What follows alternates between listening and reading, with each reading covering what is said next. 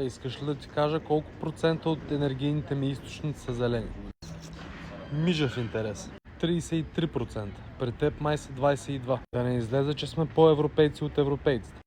Толкова още двама човека се сложат слънчеви панели, ще станете и 37. Сееш се, защото сте 5 човека на кръст.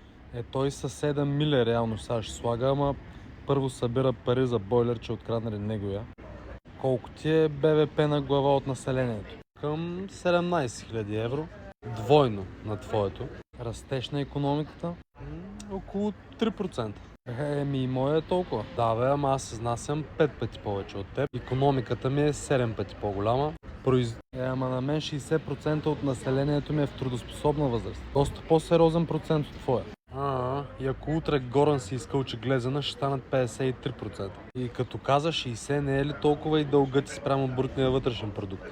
Че то на повечето големи икономики им е голям дълга. Да бе, само където ти не си голяма икономика. Това са силни думи за държава, която има повече бързи кредити от баничарници. Богата държава с беден народ.